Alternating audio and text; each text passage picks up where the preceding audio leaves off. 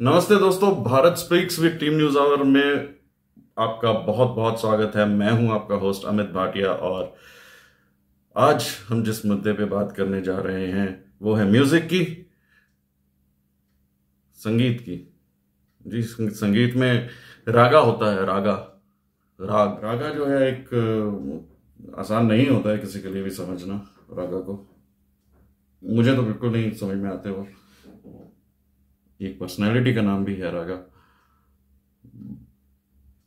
Politics की musical chairs में कुर्सियां बदलते रहते हैं, किरदार बदलते रहते हैं, लेकिन ये जिस कुर्सी को ऑक्यूपाई करके बैठे हैं कांग्रेस की, वो नहीं बदलता।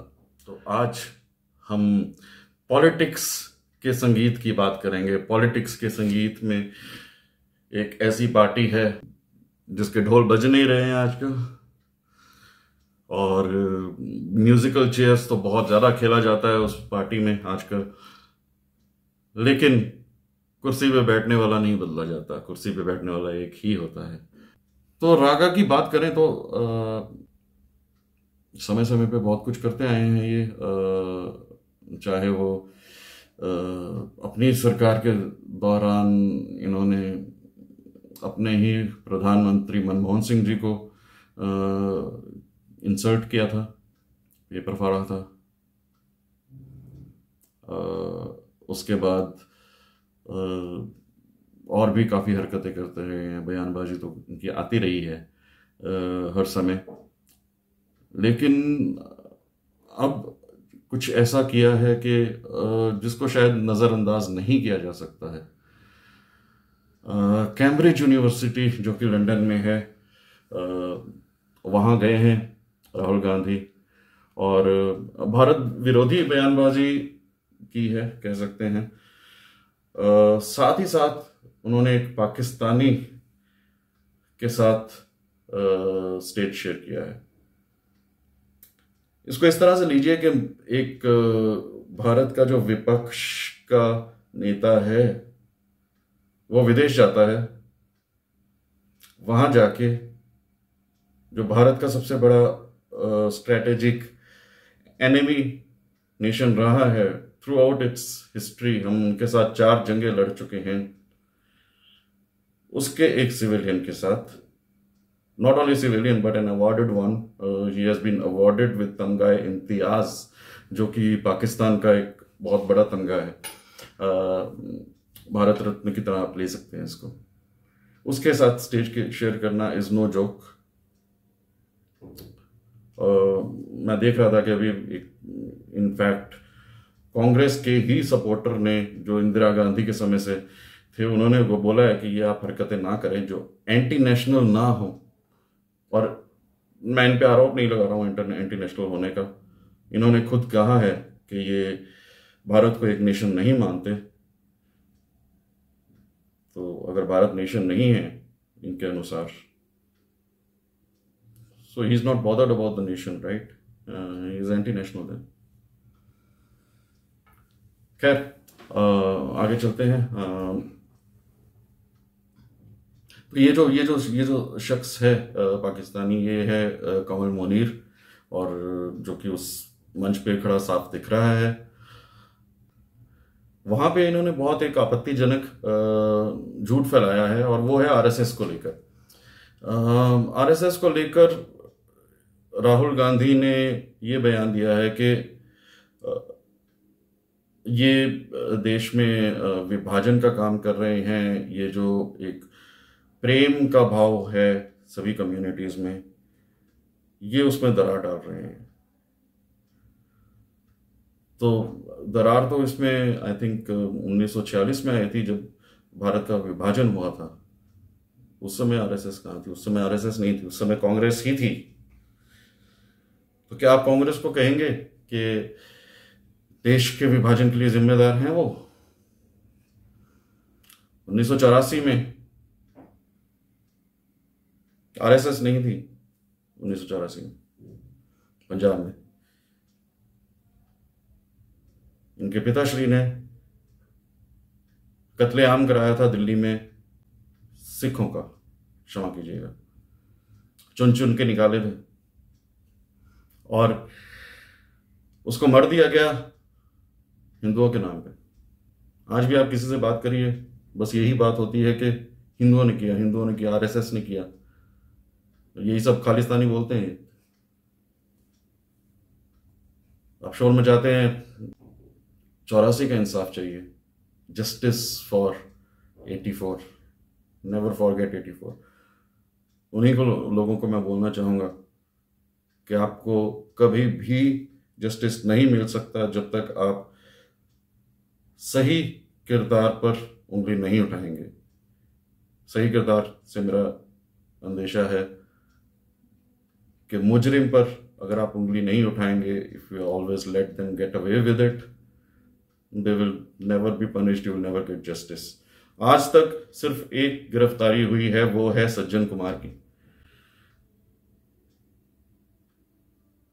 अभी तक वो जेल में बैठा है पिछले 5 साल से। आगे उन्होंने इशारा किया एक अपने जो इकोसिस्टम, ये इशारा कर रहे हैं अपने इकोसिस्टम की ओर। जब ये प्रेस, न्यायपालिका, संसद और चुनाव आयोग की बात करते हैं, इसका अर्थ साफ है कि अपने समय में इन्होंने कोई कसर नहीं छोड़ी इन संस्थाओं के ऊपर पूरा अपना एक वर्चस्व रखने की। और शायद इन्होंने कभी सपने में भी नहीं सोचा होगा कि इस तरह से जो उनका इकोसिस्टम बनाया गया है वो कभी डिस्ट्रॉय हो सकता है या उस पर कभी खतरा आ सकता है। लेकिन I think hats off to the people of this country. ये जो डेमोक्रेसी है, आई थिंक इसने बता दिया है कि ये एक मोदी जी जैसा स्ट्रॉन्ग लीडर भी आ सकता है। खैर, लंदन में राहुल गांधी ने विदेशी हस्तक्षेप का मुद्दा भी उठाया है। उन्होंने बार बार विदेशों से अपील की है कि वो भारत के मुद्दों में घुसे। इस बात को सुनकर भाजपा ने उन्हें फटकारा भी है। और भाजपा नेता जो हैं शहजाद पूनावाला, उन्होंने कहा है कि अगर देश में कोई मुद्दे हैं तो हम उसे खुद सुलझा लेंगे। तो खैर, पाकिस्तान के साथ मिलके राहुल गांधी ने ये जो जहर उगला है वो किया है। और डेली पाकिस्तान में 1 साल पहले अखबार है वहाँ का, दैनिक, तो उसमें डॉक्टर कमल मुनीर को वीसी नियुक्त किया गया था कैम्ब्रिज का, और उसकी वजह से उनको तमगाए इम्तियाज दिया गया था। अब नॉर्मली जो ऐसे इस तरह के लोग होते हैं, ये आई मीन आईएसआई का इन्फ्लुएंस रहा है हमेशा, स्पेशली फॉरेन कंट्रीज में। चाहे आप यूके ले लीजिए, चाहे आप यूएस ले लीजिए, I think they have been very very active throughout in making their lobby in these countries. और ये भी उसी का एक भाग है, आप इसको अलग करके नहीं ले सकते। This is very much an ISI person. और उनकी जो मेन इन्वेस्टमेंट रहती है वो यही बाहर के देशों में रहती है, जो ये ब्रोकरेज वगैरह करा सकें। तो ये नहीं है कि कोई नए हैं या पहली बार हैं, पहले भी होते थे, लेकिन पहले इनको हमारे जो नेता हैं उनको प्रश्न नहीं पूछे जाते थे। आपके कितने जो फिल्म स्टार हैं, चाहे वो अनिल कपूर हों, चाहे वो शाहरुख खान हों, वो पाकिस्तानियों के साथ मिलते हैं। और वो ऐसे लोग हैं जो मतलब शायद दाऊद गैंग से कनेक्टेड हैं या फिर आपके आईएसआई से कनेक्टेड हैं। तो ये सब चलता रहा है, लेकिन पहले हम ही लोगों ने इग्नोर क्या किया? I think we didn't had enough voice to speak it out. We could only grasp the information, but again we never thought about उसको परस्यू करना and to question these people. आज मुझे खुशी है कि हम इस पे प्रश्न करने लगे हैं, और ये बहुत ज़रूरी भी है आगे चल के, क्योंकि अकाउंटेबिलिटी सेट होनी चाहिए। I mean they can not get away with anything. वापस आते हैं, उन्होंने सिर्फ कैम्ब्रिज की भारत विरोधी बात नहीं की। शर्म की बात है कि 6 मार्च को लंदन में जो पार्लियामेंट है ब्रिटेन का, यूके का, उसमें उसके लोअर हाउस में जाके भी उसके अपर हाउस में जाकर भी जहर उगला है। उन्होंने आरएसएस को लेकर कहा है कि आरएसएस के चलते मुस्लिम भाईचारे के बीच दीवार खड़ी हो गई है। उनके अनुसार भारत में जो लोकतांत्रिक माहौल था वो सिर्फ आरएसएस की वजह से ही बदला है। आरएसएस को लेकर उन्होंने कहा है कि ये एक कट्टरपंथी फासीवादी समूह है जिसने ज्यादातर भारतीय संस्थानों पर अपना कब्जा कर रखा है, जिसमें इन्होंने नाम लिया है प्रेस, न्यायपालिका, संसद, चुनाव आयोग, सभी खतरे में है और किसी ना किसी तरह से उनसे नियंत्रित है। इसमें यह भूल जाते हैं कि ये सब चीजें ये पहले खुद कर चुके हैं। आज भी इनके टट्टू घूम रहे हैं मीडिया में। अब वो अलग बात है कि इनको बचा नहीं पा रहे, क्योंकि इनका तो बंटाधार है। वैसे में राहुल गांधी ने विदेशी हस्तक्षेप का मुद्दा भी उठाया है। उन्होंने बार बार विदेशों से अपील की है कि वो भारत के मुद्दों में घुसें। हमें सुलझाना आता है, आपको ज़रूरी नहीं है कि बाहर जाके हर बार रोना हो और अपनी गलत बयानबाजी करनी हो। इससे बेहतर है आप भारत के पार्लियामेंट में बैठते हैं,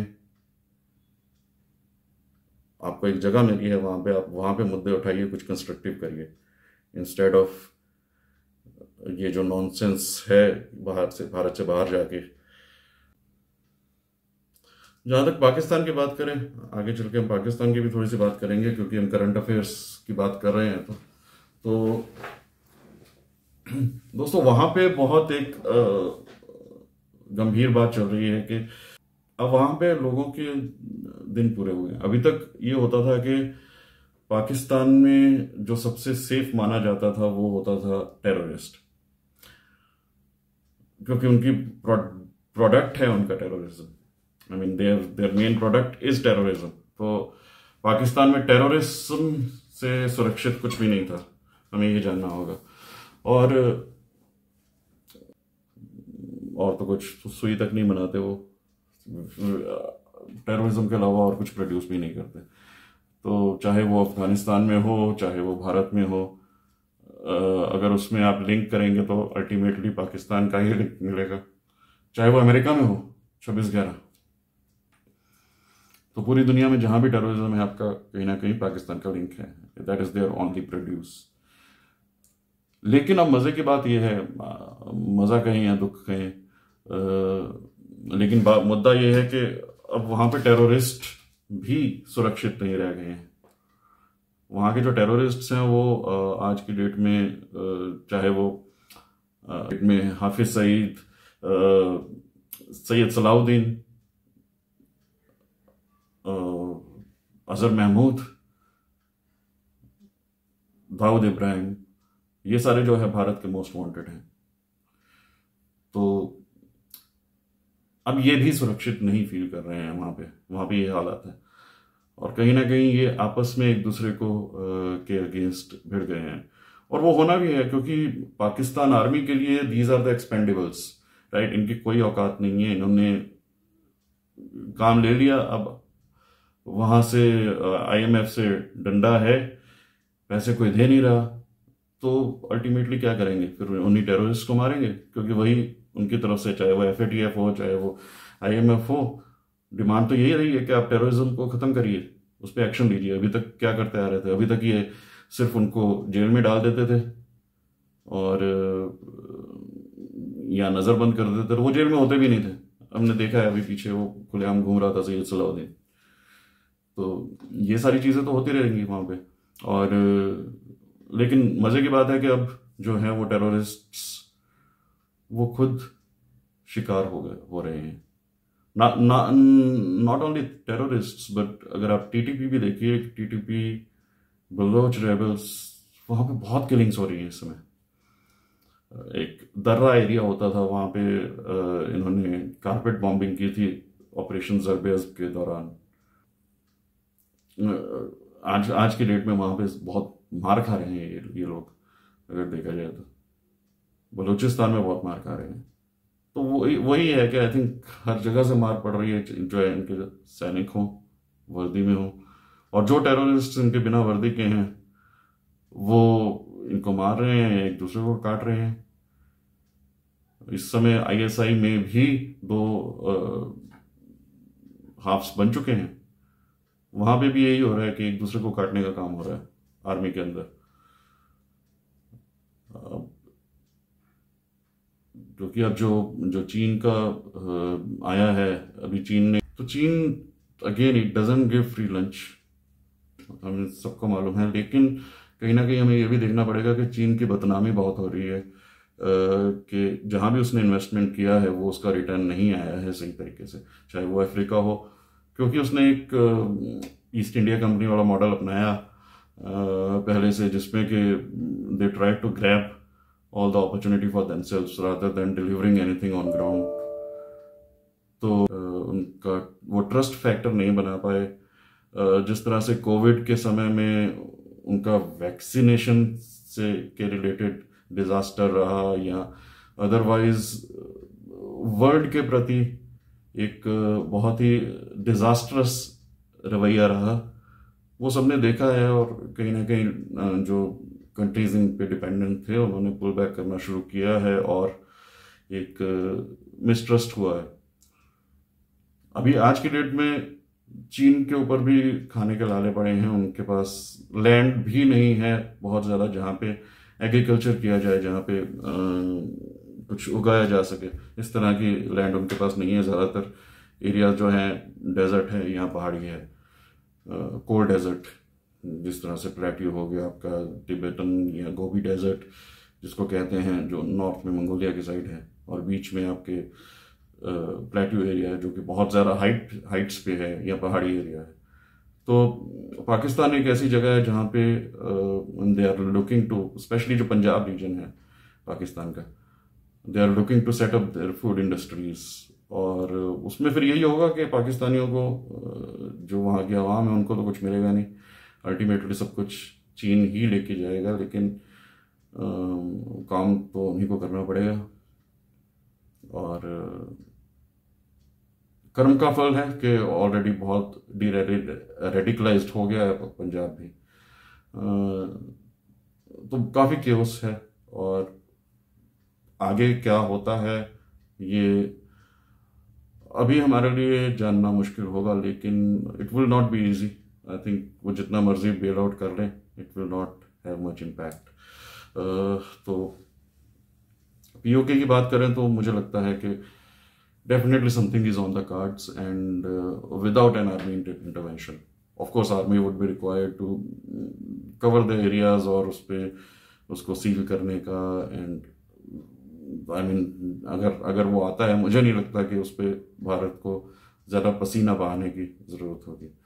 उसके अलावा हमने सुना है कि ऑलरेडी लोग भाग रहे हैं भारत की तरफ, वहाँ से बॉर्डर की तरफ, लेकिन उन्हें वापस भेज दिया गया। तो ये जो चीज़ है, इसमें काफ़ी सतर्क रहना पड़ेगा, और you have to try not to give them any land, any space whatsoever, क्योंकि इट्स अ रेडिकलाइज्ड सोसाइटी, बहुत हाईली रेडिकलाइज्ड है। मजबूरी है, बेशक है, we understand that, but I mean people of Pakistan need to understand that they need to take control. जो public का control है वो पब्लिक ही ले सकती है। अगर आप उस बोझ को किसी दूसरे राष्ट्र पे नहीं डाल सकते जिसको कि आपने खुद ही छोड़ा है, खुद ही हमेशा कमजोर करने की कोशिश की है। तो आज हम जिनके लिए आंसू बहा रहे हैं पाकिस्तानियों के लिए, क्या उन्होंने ये भारत के अगेंस्ट साजिशों में हिस्सा नहीं लिया? क्या वो बिल्कुल मासूम है? यदि नहीं है तो हम क्यों उनके लिए आंसू बहा रहे हैं? अभी पीछे कुछ भाजपा के ही मंत्रियों का बयान आया था कि हमें उनकी हेल्प करनी चाहिए। किस बात की हेल्प यार, किस बात की हेल्प? आज तक आपने देखा है क्या कुछ कभी उनको एक छोटा सा मौका मिलेगा वो नहीं छोड़ेंगे भारत में डिस्टर्बेंस पैदा करने की? उनकी इंडस्ट्री है, वो बेशर्म है। तो यार थोड़ी सी तो गैरतमंद आप भी रख लो। खैर आगे भी बात करते रहेंगे। हमारे साथ हमारी स्पेसेस पे जुड़िए, ज़रूर जुड़िए। नमस्ते, जय हिंद, वंदे मातरम।